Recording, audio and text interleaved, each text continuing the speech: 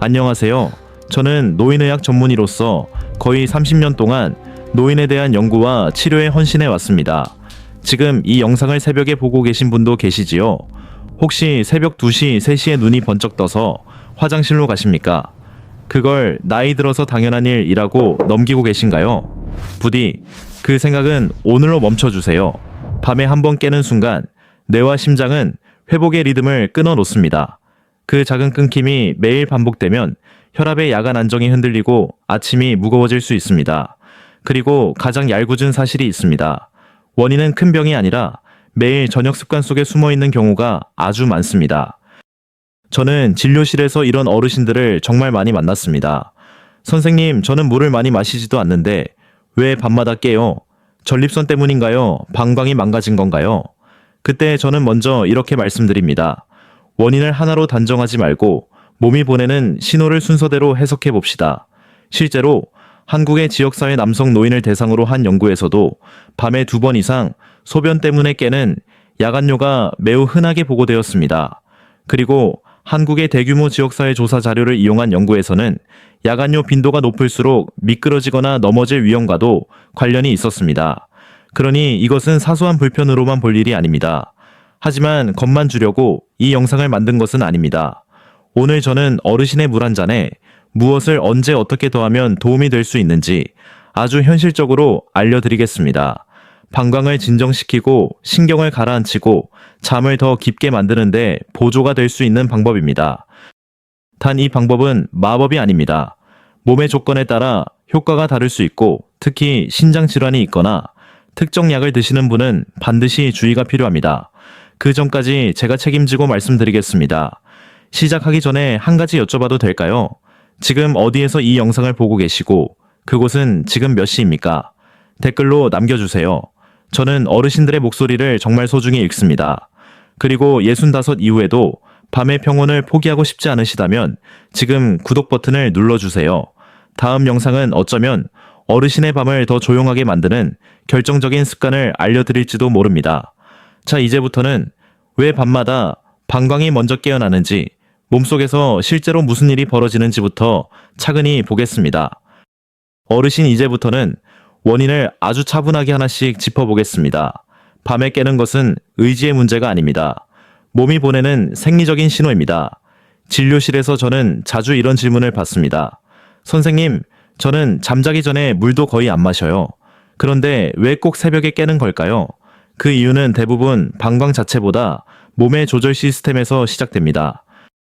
첫 번째로 살펴봐야 할 것은 밤에 우리 몸을 잠들게 만드는 호르몬입니다. 바소프레신이라는 호르몬은 밤이 되면 신장에 신호를 보내 소변이 만들어지는 속도를 늦춥니다. 쉽게 말해 지금은 자는 시간이다 라고 몸에 알려주는 스위치입니다. 하지만 나이가 들수록 이 스위치의 힘이 약해질 수 있습니다. 그래서 밤에도 신장은 나처럼 계속 일을 합니다. 그 결과 어르신이 깊은 잠으로 들어가야 할 시간에 방광이 먼저 차오르기 시작합니다. 여기서 많은 분들이 오해합니다. 그럼 방광이 나빠진 건가요? 반드시 그렇지는 않습니다. 두 번째 변화는 방광이 더 예민해진다는 점입니다. 젊었을 때는 꽤 많이 차야 신호를 보내던 방광이 이제는 조금만 차도 지금 당장이라는 신호를 보낼 수 있습니다. 저는 이것을 방광이 나빠졌다기보다는 방광이 겁이 많아졌다고 설명합니다. 그리고 세 번째 변화가 있습니다. 낮 동안 다리와 조직에 머물러 있던 수분은 밤에 누우면 다시 혈액으로 돌아옵니다. 조용히 아무도 모르게 말입니다. 그러면 신장은 처리해야 할 물이 늘었다고 느끼고 새벽 무렵 소변이 몰리게 됩니다. 이 세 가지가 겹치면 어르신은 가장 깊이 쉬어야 할 시간에 잠에서 깨어나게 됩니다. 문제는 그 다음입니다. 한 번 깬 잠은 다시 깊어지기 어렵습니다. 심장은 각성 상태로 들어가고 혈압은 미세하게 올라가며 뇌는 회복 단계를 놓치게 됩니다. 그래서 어르신들이 이렇게 말씀하십니다. 잠은 잤는데 쉰 느낌이 없어요. 여기까지 들으시면 조금 답답해질 수도 있습니다. 그럼 나는 어쩔 수 없는 건가? 아닙니다. 이것은 병이 아니라 조절의 문제입니다. 몸이 밤에 조금 더 쉽게 진정할 수 있도록 도와주면 반응은 달라집니다. 이제 다음으로 제가 왜 마그네슘이라는 작은 미네랄을 조심스럽게 꺼내는지 설명드리겠습니다. 어르신, 이제 많은 분들이 마음속으로 묻고 계실 겁니다. 그래서 물에 무엇을 넣으라는 건가요? 저는 여기서 과장하지 않겠습니다. 기적이라는 말도 쓰지 않겠습니다. 하지만 분명히 말씀드릴 수 있는 것이 있습니다. 어떤 어르신들에게는 이 작은 선택이 밤의 방향을 바꾸는데 도움을 줍니다. 그것이 바로 마그네슘입니다. 마그네슘은 약이 아닙니다. 수면제도 아닙니다. 이 미네랄의 역할은 몸을 억지로 재우는 것이 아니라 과도한 긴장을 낮추는 데 있습니다. 신경이 너무 예민해져 있을 때, 근육이 너무 쉽게 수축할 때 마그네슘은 브레이크처럼 작용합니다. 방광도 마찬가지입니다. 방광은 단순한 주머니가 아니라 신경과 근육의 신호로 움직입니다. 마그네슘이 부족하면 이 신호가 필요 이상으로 커질 수 있습니다. 그래서 소변이 많지 않아도 급하게 느껴질 수 있습니다. 저는 진료실에서 이런 어르신을 만났습니다. 선생님, 소변은 조금밖에 안 나와요. 그런데 느낌은 너무 급해요. 이럴 때 문제는 양이 아니라 민감도인 경우가 많습니다. 여기서 중요한 점이 하나 있습니다. 모든 어르신에게 마그네슘이 필요한 것은 아닙니다. 하지만 밤에 자주 깨고 근육이 잘 긴장되고 잠이 얕고 쉽게 놀라는 분들에게는 도움이 될 수 있습니다. 그럼 어떻게 드셔야 할까요? 저는 항상 적게 천천히 안전하게를 강조합니다. 첫째, 형태입니다. 흡수가 부드럽고 위에 부담이 적은 형태를 선택합니다. 글리시네이트나 시트레이트 형태가 어르신들에게 비교적 편한 경우가 많습니다. 둘째, 양입니다. 많다고 좋은 것이 아닙니다. 처음에는 원소 마그네슘 기준으로 200에서 250mg 정도로 충분한 경우가 많습니다. 셋째, 시간입니다. 잠자리에 눕기 직전보다는 잠들기 약 2시간 전에 드시는 것이 오히려 더 안정적인 분들이 많습니다. 넷째, 물의 온도입니다. 차가운 물은 위와 방광을 자극할 수 있습니다. 미지근하거나 따뜻한 물이 좋습니다. 이제 꼭 드려야 할 말이 있습니다. 신장 질환이 있거나 신장 기능이 떨어진 분, 이뇨제나 특정 심장약을 복용 중인 분은 반드시 먼저 담당 의사와 상의하십시오. 마그네슘은 몸에서 배출되는 미네랄이기 때문에 신장이 중요한 역할을 합니다. 안전은 효과보다 항상 먼저입니다. 어르신, 저는 마그네슘을 만능 해결책으로 소개하지 않습니다. 이것은 몸이 스스로 진정할 수 있도록 조금 도와주는 보조 손길입니다. 이제 다음으로는 많은 어르신들이 잘못 알고 계신 두 가지 생각을 바로잡아 보겠습니다. 낮에 물을 적게 마시면 밤이 정말 편해지는지, 그리고 모든 야간료를 전립선 탓으로 돌려도 되는지 말입니다. 어르신, 이제 여기서 반드시 짚고 넘어가야 할 두 가지 오해가 있습니다. 이 두 가지를 붙잡고 있으면 아무리 노력해도 밤은 쉽게 나아지지 않습니다. 첫 번째 오해입니다. 낮에 물을 적게 마시면 밤에 덜 깨겠지. 이 말은 겉으로 들으면 아주 그럴듯합니다. 하지만 몸은 그렇게 단순하지 않습니다. 낮 동안 수분 섭취를 줄이면 몸은 가벼운 탈수 상태에 들어갑니다. 혈액은 더 끈적해지고 심장은 더 많은 부담을 받습니다.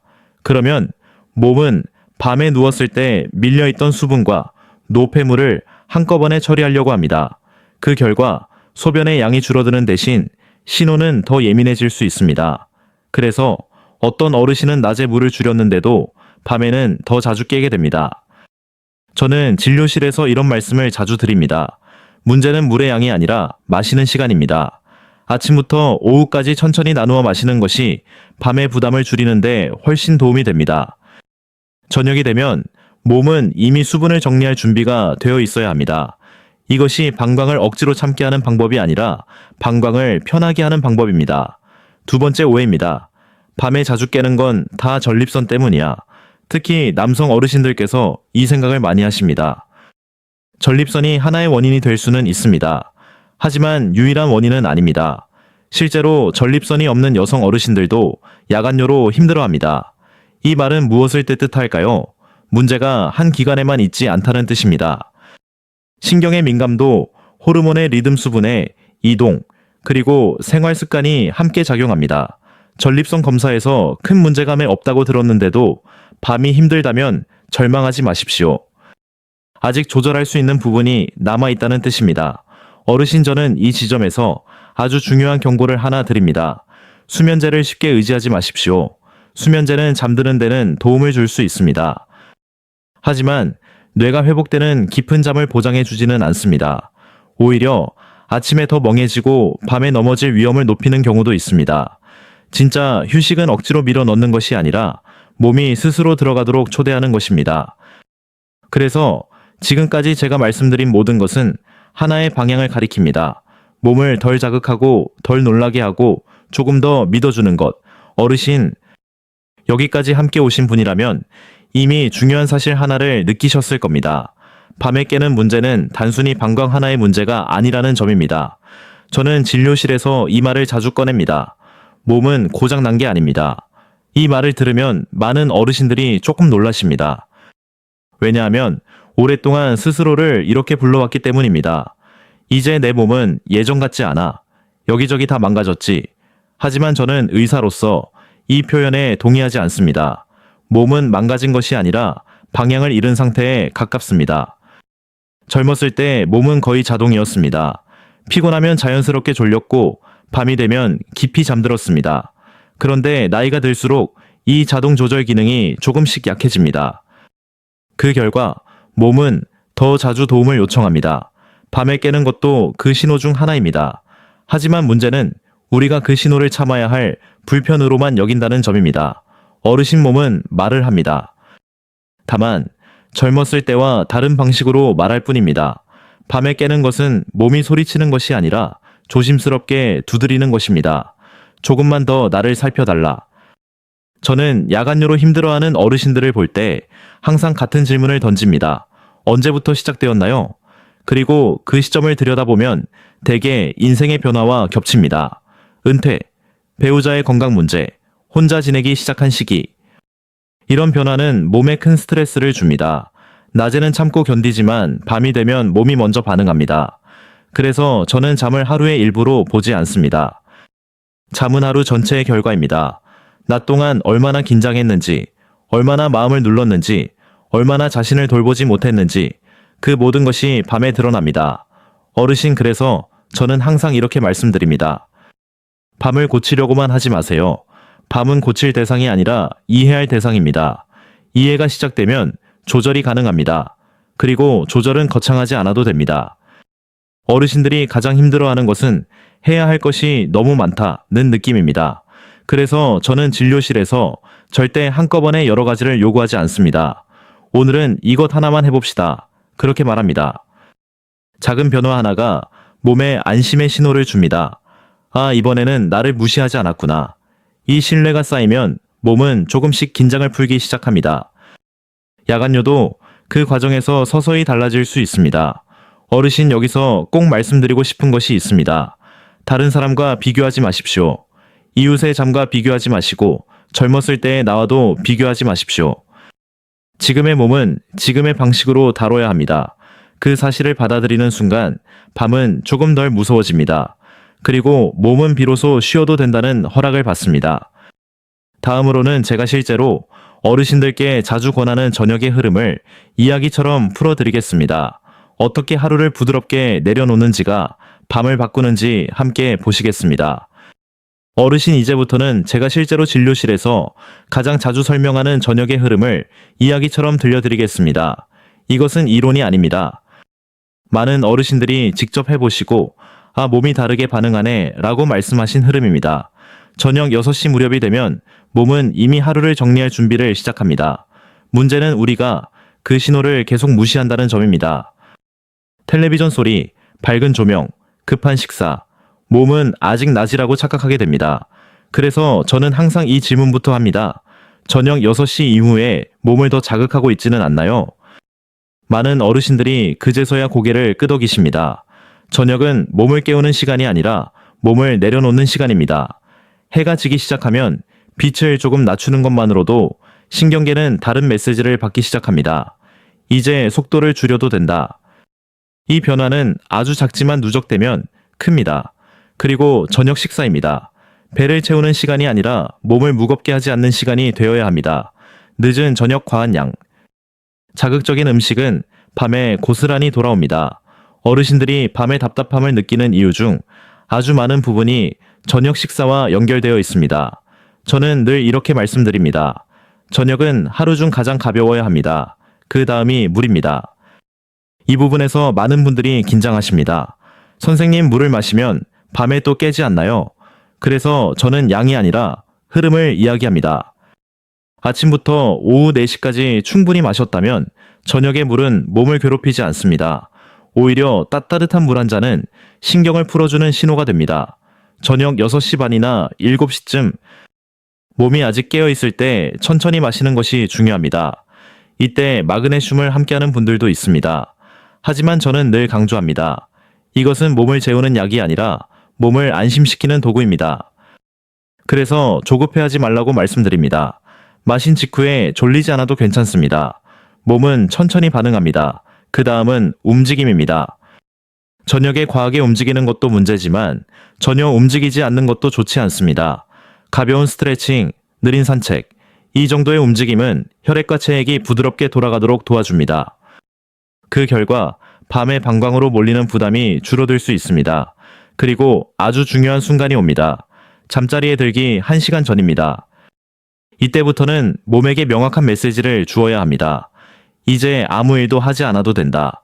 휴대폰을 내려놓고 뉴스를 끄고 밝은 화면을 멀리하는 이유가 여기에 있습니다. 뇌는 빛과 정보에 아주 민감합니다.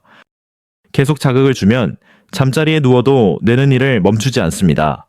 어르신, 이 시간은 성과의 시간이 아니라 허락의 시간입니다. 쉬어도 된다는 허락, 아무것도 하지 않아도 된다는 허락. 그 허락이 있어야 몸은 방광도 심장도 함께 느려집니다. 마지막으로 잠자리에 누울 때입니다. 이때 저는 자세를 봅니다. 왼쪽으로 편안하게 눕고 무릎 사이에 작은 베개를 두면 복부와 방광의 압력이 조금 줄어들 수 있습니다. 이건 역시 작은 차이지만 밤에는 큰 차이가 됩니다. 어르신, 이 모든 것을 완벽하게 하려 하지 마십시오. 하나만 해도 됩니다. 오늘은 불을 조금 일찍 낮추는 것, 내일은 저녁을 조금 가볍게 먹는 것, 그 다음은 따뜻한 물 한 잔, 이렇게 몸에게 하루하루 신뢰를 쌓아주는 것입니다. 이 흐름이 며칠 몇 주 이어지면 몸은 기억합니다. 아, 밤은 안전한 시간이구나. 그 기억이 잠을 바꿉니다. 다음 파트에서는 이 변화가 어르신의 뇌와 심장, 그리고 기억력에 어떤 의미를 가지는지 차분하게 이어서 설명드리겠습니다. 어르신, 이제 저는 가장 중요한 이야기를 드리려고 합니다. 왜 우리가 이렇게까지 밤의 평온을 지켜야 하는지 말입니다. 많은 분들이 잠을 그저 쉬는 시간이라고 생각합니다. 하지만 의사로서 저는 분명히 말씀드립니다. 잠은 치료의 시간입니다. 특히 어르신의 몸에서는 더 그렇습니다. 밤에 깊은 잠이 들어가면 뇌는 낮 동안 쌓인 노폐물을 정리합니다. 기억을 정돈하고 감정을 안정시키고 다음 날을 준비합니다. 그런데 밤마다 자주 깨면 이 과정이 계속 끊깁니다. 어르신들이 이런 말씀을 하십니다. 선생님, 요즘 기억력이 자꾸 흐려져요. 저는 그럴 때 바로 묻습니다. 밤에 몇 번 깨십니까? 놀랍게도 기억력 저하를 걱정하시는 분들 중 아주 많은 분들이 밤에 2번 이상 깹니다. 그것은 우연이 아닙니다. 깊은 잠이 부족하면 뇌는 정리할 시간을 잃습니다. 그래서 아침에 일어나도 머리가 맑지 않습니다. 이것은 의지의 문제가 아닙니다. 회복의 시간이 부족한 것입니다. 심장도 마찬가지입니다. 밤은 심장이 가장 천천히 뛰어야 하는 시간입니다. 그때 혈압은 자연스럽게 내려갑니다. 이것을 야간 혈압 하강이라고 부릅니다. 그런데 밤에 깨면 심장은 다시 경계 상태로 들어갑니다. 혈압은 잠깐씩 튀어오릅니다. 이 작은 변화가 매일 반복되면 심장은 쉴 틈을 잃습니다. 어르신, 그래서 밤의 평온은 사치가 아닙니다. 그것은 생존과 직결된 문제입니다. 저는 진료실에서 이 장면을 여러 번 보았습니다. 밤이 조금 편해졌을 뿐인데 아침 표정이 달라진 어르신들, 걸음이 가벼워지고 말수가 달라지고 눈빛이 돌아옵니다. 그때 어르신들은 이렇게 말씀하십니다. 선생님, 제가 다시 사람 같아졌어요. 이 말은 의사에게 가장 큰 보상입니다. 어르신 잠은 단순히 눈을 감는 것이 아닙니다. 잠은 몸이 스스로를 돌보는 시간입니다. 그리고 우리는 그 시간을 지켜줄 책임이 있습니다. 지금까지 제가 말씀드린 모든 것은 하나로 모입니다. 몸을 억지로 바꾸려 하지 말 것, 몸을 겁주지 말 것, 몸에게 안전하다는 신호를 보낼 것. 그렇게 하면 몸은 응답합니다. 느리지만 확실하게. 어르신 나이가 들었다고 해서 회복이 멈추는 것은 아닙니다. 회복의 속도가 달라질 뿐입니다. 그리고 그 속도에 맞춰주면 몸은 다시 움직입니다. 이제 마지막으로 이 모든 이야기를 한 마음으로 정리해 보겠습니다. 다음은 결론이자 부탁입니다. 어르신, 이제 우리는 이 긴 이야기를 천천히 마무리하려 합니다. 오늘 제가 드린 말씀은 어쩌면 아주 단순하게 들릴 수도 있습니다. 하지만 단순하다고 해서 가볍지는 않습니다. 밤에 깨는 문제는 참고 넘길 일이 아닙니다. 그것은 몸이 보내는 정직한 신호입니다. 이제 조금 더 나를 돌봐달라. 저는 의사로서 이 신호를 무시하지 않기를 간절히 바랍니다. 나이가 들었다고 해서 회복이 끝나는 것은 아닙니다. 회복의 방식이 달라질 뿐입니다. 우리는 몸을 이겨야 할 상대가 아니라 함께 가야 할 동반자로 대해야 합니다. 오늘 밤 어르신께 부탁드리고 싶은 것은 단 하나입니다. 완벽하려고 하지 마십시오. 모든 것을 한꺼번에 바꾸려고도 하지 마십시오. 그저 따뜻한 물 한 잔, 조금 이른 어둠, 조금 덜 자극적인 저녁, 그 작은 선택이 몸에게 큰 안도의 신호가 됩니다. 그리고 몸은 그 신호에 반응합니다. 느리지만 정직하게. 어르신, 이 영상은 의료 상담을 대신할 수 없습니다. 특정 질환이 있거나 약을 복용 중이시라면 반드시 담당 의사와 상의하십시오. 안전은 언제나 가장 먼저입니다. 그럼에도 불구하고 오늘의 이야기가 어르신께 작은 용기와 희망이 되었다면 그것으로 저는 충분합니다. 지금 이 영상을 보고 계신 어르신은 혼자가 아닙니다. 같은 밤을 견디고 있는 많은 분들이 함께 보고 계십니다. 댓글에 지금 계신 곳과 현재 시간을 남겨주세요. 저는 하나하나 소중히 읽겠습니다. 이 영상이 도움이 되셨다면 좋아요와 구독도 부탁드립니다. 이 채널은 어르신의 평온한 밤과 건강한 내일을 함께 지켜가는 공간입니다. 오늘 밤 방광이 아니라 새벽의 고요로 눈을 뜨시기를 진심으로 바랍니다. 편안한 밤 되십시오.